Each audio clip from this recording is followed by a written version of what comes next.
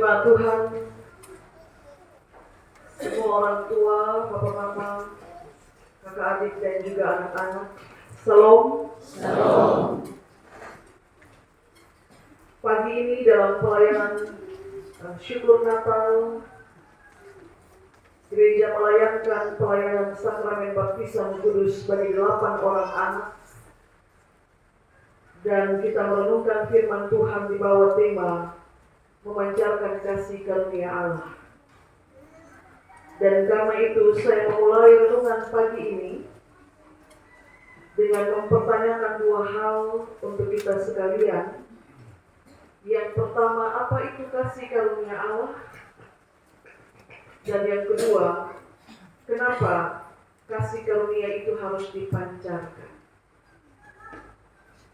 Bapak, mama, saudara-saudari yang terkasih, kasih karunia Allah itu dia sama dengan anugerah. Apa itu anugerah?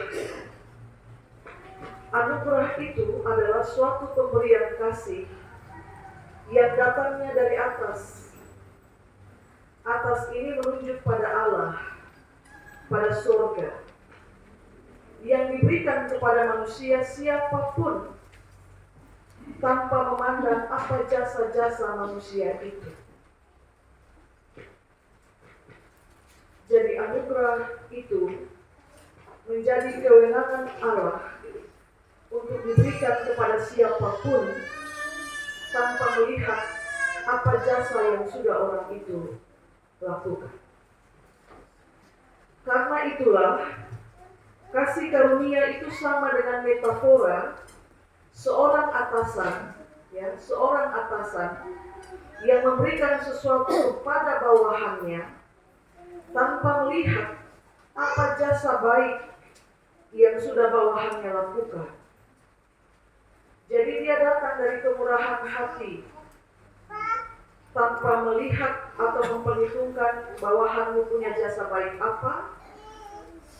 Kalau engkau sebagai atasan memberikan, ya kau berikan saja. Datang dari kemurahan hatimu. Itulah anugerah. Nah, kalau kita bertanya, kenapa anugerah itu atau kasih karunia Allah itu harus dipancarkan? Maka kita lihat, kita ingat kata dipancarkan atau pancar itu kira-kira sama artinya dengan apa, Bapak Mama? Pancarkan. Dia sama artinya dengan apa? Matahari sudah memancar,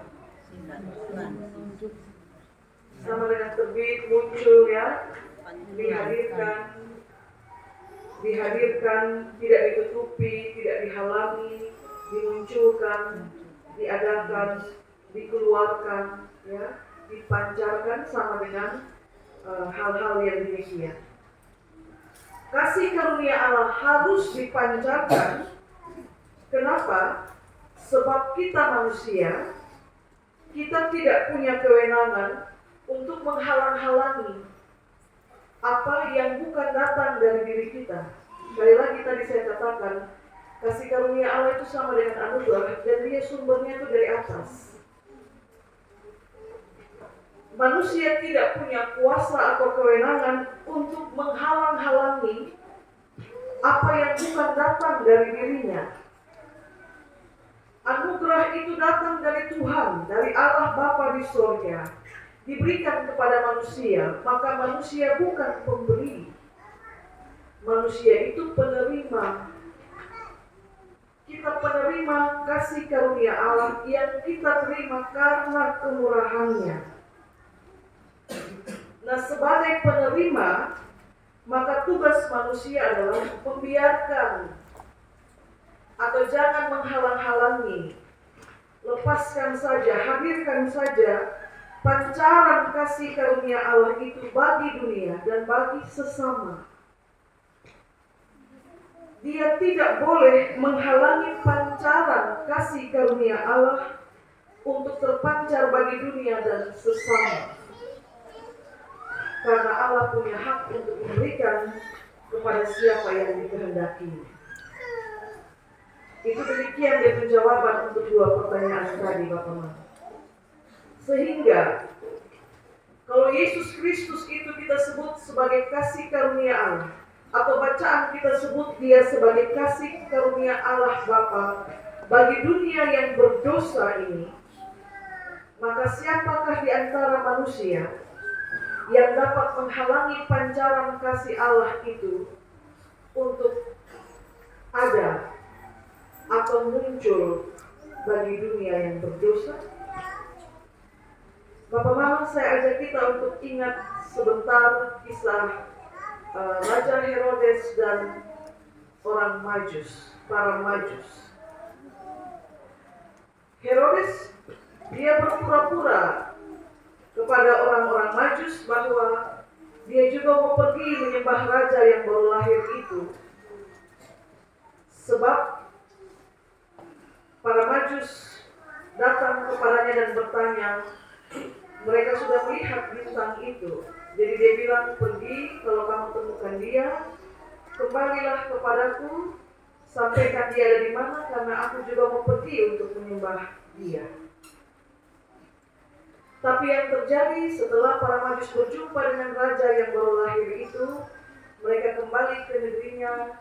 Dalam tuntunan Roh Kudus mereka melewati jalan lain. Jadi mereka tidak bertemu lagi dengan Herodes. Karena apa? Karena Herodes tidak punya maksud untuk menyembah raja itu. Dia bermaksud untuk membunuhnya. Karena dia raja, maka sekarang kalau ada satu raja baru lahir, itu mengancam posisinya.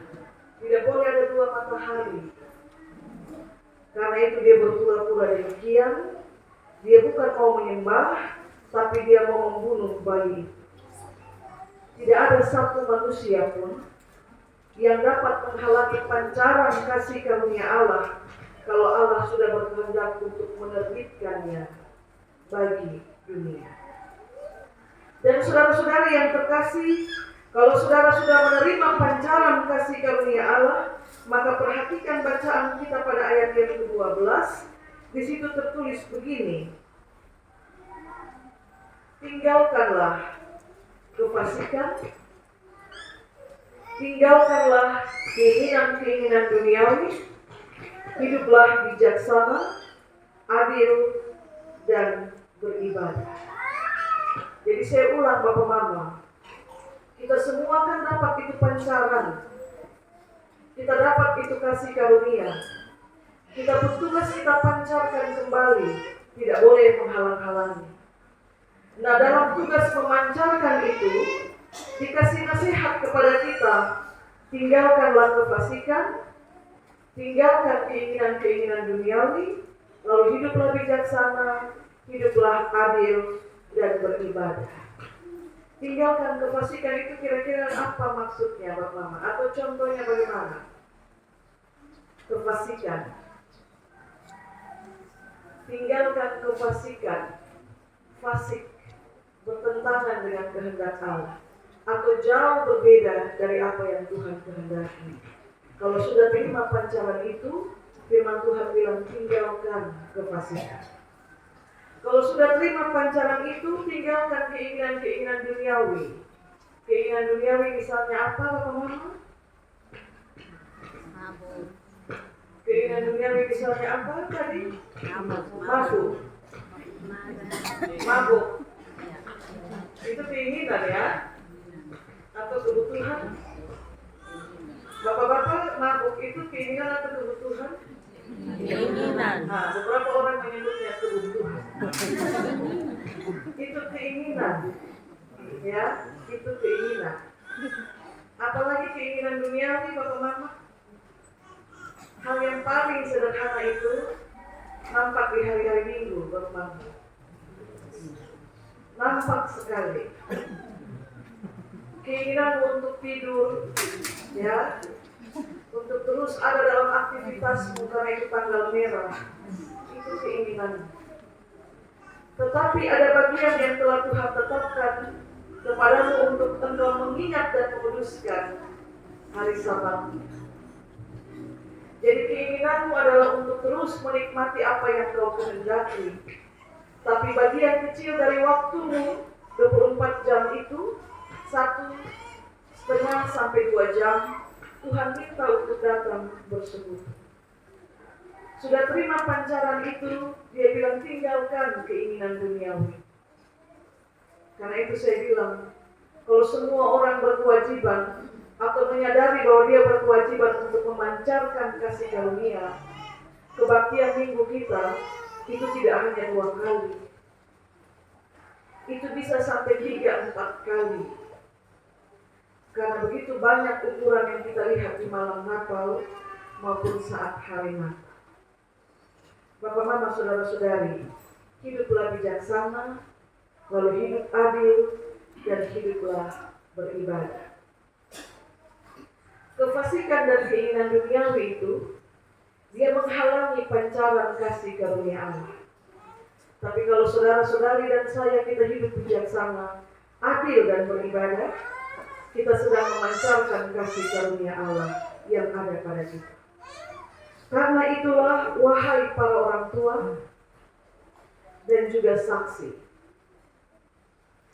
Allah menjadikan anak-anakmu sebagai waris kerajaan surga. Demikianlah yang kita pelajari bersama pada hari Senin kemarin.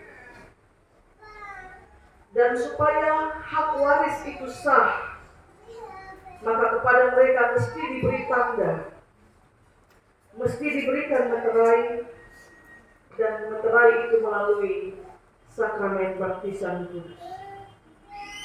Kalau Allah sedemikian mengasihimu, para orang tua, dan juga sedemikian mengasihi anak-anakmu, dengan menjadikanmu dan anak-anakmu sebagai waris kerajaan surga, maka engkau sebagai orang tua, warisan apa yang dapat kau berikan kepada anak-anakmu?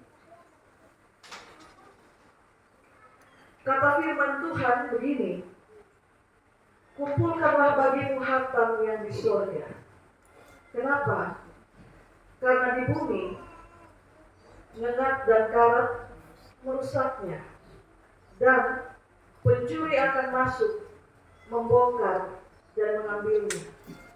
Tapi kalau kau kumpul hartamu di surga, tidak ada satupun yang bisa mencurinya daripadamu. Maka warisan terbaik yang dapat orang tua berikan kepada anak-anak adalah teladan iman. Teladan iman, teladan hidup yang baik, menjadi ayah dan ibu yang setia beribadah, dan juga takut akan Tuhan. Bukan hanya sekedar ayah dan ibu yang baru datang beribadah di saat hari Natal, atau di saat hari Paskah, atau saat hendak membaptis anakmu, atau saat hendak mendampingi anakmu diteguhkan menjadi anggota sini, atau saat hendak mendampingi anakmu untuk diberkati pernikahannya. Apa warisan terbaik yang dapat engkau berikan kepada anak-anakmu? Kalau hanya itu saja, bayangkan baptis itu 1 kali seumur hidup. Sini juga, nikah juga. Nah, ini 1 kali seumur hidup ini, tidak setiap tahun. Kalau baru muncul di baptis, sini dan nikah, maka itu artinya seumur hidup. Berapa kali Bapak Mama? 3 kali. Karena anak tidak baptis ulang-ulang, dia juga tidak nikah ulang-ulang, dia tidak sidi ulang-ulang. Tapi hari Minggu beribadah itu berulang. Nah, di mana itu? Saat berulang hari Minggu itu. Bagian dari teladan iman. Jangan jauhi pertemuan-pertemuan ibadah, Bapak-Bapak. Karena saya mengutip perkataan seorang bijak bilang begini, anak-anak itu dia sering kali gagal mendengar nasihat orang tua. Dia gagal, Bapak-Bapak. Kalau mau jujur, kita anak-anak seringkali gagal dengar kita ke orang tua penasihat. Tapi anak-anak kita tidak pernah gagal untuk meniru kelakuan orang tua. Dia gagal untuk dengar kau penasehat, tapi dia tidak pernah gagal untuk meniru. Maka kalau ingin anak-anakmu beribadah, orang tua harus melakukannya terlebih dahulu, supaya anak-anak melihat dan meniru. Dan lama-kelamaan itu bukan lagi sekedar dia meniru, tapi menjadi kebiasaan, menjadi bagian dari sesuatu yang dia akan rasa hilang, rasa kosong kalau hari itu dia tidak pergi beribadah bersama dalam satu persekutuan. Anak-anakmu sudah dimeteraikan hari ini, sudah diberi tanda sebagai pewaris. Maka jangan biarkan tanda itu dia berdebu di situ dengan menjauhkan dia dari pertemuan-pertemuan ibadah. Kasih karunia Allah harus dipancarkan. Tugasmu sebagai orang tua, jangan biarkan pancaran itu dihalang-halangi, seperti yang kita belajar bersama hari Senin, seperti murid-murid yang menghalangi orang tua untuk membawa anak-anak mereka berjumpa dengan Yesus. Tapi apa yang Yesus bilang? Biarkan. Dia menerima anak-anak itu dan memberkati mereka. Yang terakhir, para orang tua dan saksi, janji yang Bapak Mama, saudara-saudara ucapkan hari ini, kelak akan dimintai pertanggungjawaban oleh Dia yang kepadanya engkau berjanji. Tuhan berkati kita dengan firman. Amin.